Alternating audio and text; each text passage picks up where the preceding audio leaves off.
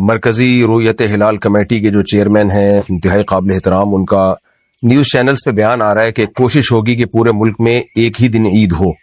یہ بڑا عجیب سا مضحکہ خیز سا بیان ہے، اس لیے میں نے سوچا کہ میں اس پہ ریئیکشن ضرور ریکارڈ کرواؤں۔ کوشش کا مطلب سمجھ سے بالاتر ہے، اس لیے کہ چاند دیکھ کے ہمیں روزہ رکھنے کا حکم ہے، چاند نہ ہو تو روزہ نہیں رکھیں گے۔ اس میں کوشش کا کیا مطلب ہوا کہ کوشش کا مطلب سمجھ سے بالاتر ہے؟ ہلال کمیٹی کے چند سالوں سے فیصلے ایسے ہیں جو بہت زیادہ تشویش کا ذریعہ بن رہے ہیں۔ اتحاد امت کے لیے ہمیں شریعت کو چھوڑنے کی اجازت نہیں ہے۔ یہ اس لیے میں عرض کر رہا ہوں کہ ماہرین فلکیات سے جو میں نے رابطہ کیا، وہ یہ کہتے ہیں کہ ہفتے کے دن پاکستان میں یکم رمضان ہونے کا، یعنی جمعے کی رات کو چاند نظر آنے کا کوئی امکان نہیں ہے فلکیات کی روح سے۔ جب امکان ہی نہیں ہے تو آپ کوشش کر کے کیسے آپ اس کو زبردستی ثابت کرنے کی کوشش کریں گے؟ ہم تو بہرحال اسی کے پابند ہیں کہ جو بھی حکومت کا فیصلہ ہوگا مانا جائے گا۔ نبی صلی اللہ علیہ وسلم نے فرمایا صوم یوم یصوم الناس، کہ جس دن لوگ روزہ رکھیں تو اس دن رکھ لینا چاہیے روزہ، لیکن ہلال کمیٹی کی بہرحال ایک ذمہ داری ہے کہ وہ اپنی شرعی ذمہ داریوں کو پورا کرے۔ تو یہ جو عجیب سا بیان آیا ہے کہ ہم کوشش کریں گے کہ چاند جو ہے پورے ملک میں ایک ہی دن رمضان کا روزہ ہو اور ایک ہی دن عید ہو، یہ کوشش کا لفظ مضحکہ خیز سا لفظ ہے۔ آپ کوشش نہ کریں، اگر آپ کو چاند نظر آ جائے، شرعی گواہوں سے ثابت ہو جائے تو آپ رمضان کا اعلان کریں۔ کوشش کی آپ نہ عید کی کوشش کریں، نہ آپ رمضان کو پہلے لانے کی کوشش کریں۔ اور اگر آپ نے اتحاد امت پہ چلانا ہے پوری دنیا کو، پھر چاند دیکھنے کے تکلف کی ضرورت ہی نہیں ہے۔ پھر آپ سعودی عرب سے فیصلہ کریں، جیسے دبئی اور UAE وغیرہ میں چاند نہیں دیکھا جاتا، وہاں کوئی ہلال کمیٹی نہیں ہے۔ وہ کہتے ہیں پوری دنیا میں، یعنی ہم مکہ مدینہ کے ساتھ چلیں گے، تو پھر ہلال کمیٹی ہی کو ختم کر دیا جائے کہ بھائی سعودی عرب میں جس دن چاند ہوگا تو ہم بھی اسی دن چاند کا فیصلہ کریں گے۔ تو اگر پاکستان کے حساب سے آپ نے چل رہا ہے جو شریعت کے زیادہ قریب ہے، کیونکہ نبی صلی اللہ علیہ وسلم نے چاند دیکھ کے روزہ رکھنے کا ہمیں حکم دیا اور چاند دیکھ ہی کے افطار کرنے کا ہمیں حکم دیا، تو پھر چاند دیکھنے کا پراپر اہتمام ہونا چاہیے۔ پہلے بھی بہت دفعہ ایسا ہو چکا ہے کہ فلکیات کی روح سے چاند کا کوئی امکان ہی نہیں ہوتا تھا اور عید کا اعلان ہو جاتا تھا۔ یہ چیز جو فلکیات کا علم جانتے ہیں ان میں بہت زیادہ تشویش کا ذریعہ بنتی ہے یہ چیز۔ تو میں نے مناسب سمجھا کہ میں اس پہ ایک ریئیکشن ریکارڈ کرواؤں کہ ایسا بیان نہیں دینا چاہیے جو لوگوں میں تشویش اور کھلبلی کا ذریعہ بن جائے۔ تو اس لیے جو ہے جو باقاعدہ پراپر وے میں رویت کا چاند دیکھنے کا اہتمام کریں، اگر شرعی گواہوں سے ثابت ہوتا ہے اور فلکیات کی روح سے اس کا امکان بھی ہے۔ فلکیات پر شریعت نے حکم کا مدار نہیں رکھا، لیکن فلکیات کا علم آپ کو یہ بتا دیتا ہے کہ یہ گواہی درست دے رہا ہے کہ نہیں دے رہا۔ یعنی چاند ہونے نہ ہونے کا مدار تو گواہی پر ہے، لیکن سائنسی علوم سے یہ تو پتہ چل جاتا ہے نا کہ گواہی درست ہے یا نہیں ہے۔ اس کی میں ایک آسان سی مثال دیتا ہوں آپ کو۔ شریعت نے یہ کہا ہے کہ دو گواہ اگر گواہی دے دیں کہ اس شخص نے چوری کی ہے اور وہ ثقہ اور قابل اعتماد گواہ ہوں تو چور کا ہاتھ کاٹا جائے گا، کورٹ گواہوں کو دیکھے گی۔ لیکن اگر سائنسی آلات سے پتہ چل جائے، کیمرے لگے ہوئے ہیں اور دو بندوں نے گواہی دی کہ یہ شخص فلاں وقت میں آیا تھا اور یہاں سے چوری کر کے یہ گیا ہے، اور ہم نے جب کیمرے دیکھے تو اس میں ٹائم بھی مینشن ہو رہا ہے اور ہمیں پتہ چل رہا ہے کہ یہ اس ٹائم پہ نہیں آیا یہاں پہ، تو سائنسی آلات سے ہمیں پتہ تو چل گیا نا کہ یہ ایک نمبر کے جھوٹے ہیں، یہ دونوں جھوٹی گواہی دے رہے ہیں، تو پھر کبھی بھی چور کا ہاتھ نہیں کٹے گا کیونکہ گواہوں کا جھوٹا ہونا ثابت ہو جائے گا۔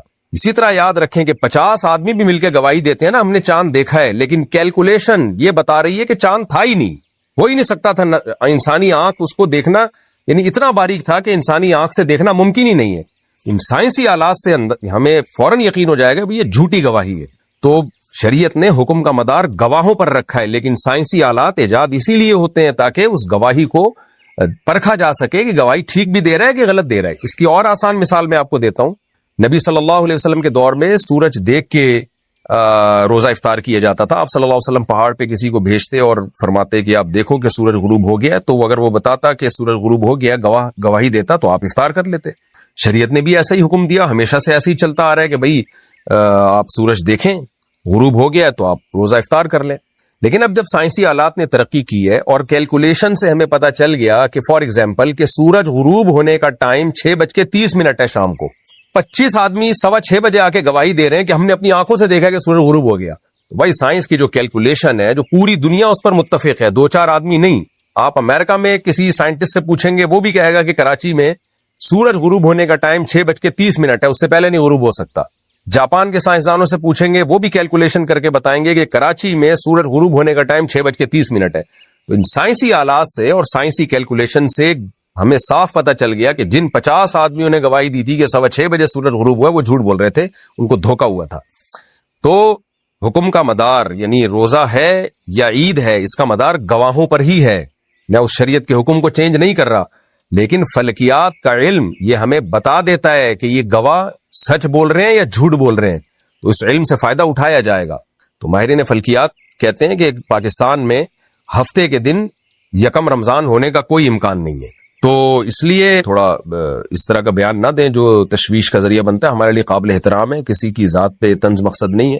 اور میں لوگوں کو ایک اور بات بھی کہتا ہوں کہ میرے اس بیان کا مقصد یہ نہیں ہے کہ اگر ہفتے کو رمضان کا اعلان ہو جاتا ہے تو آپ ہفتے کو روزہ نہ رکھیں، یہ بھی نہیں ہے، کیونکہ ہم بہرحال پابند ہیں.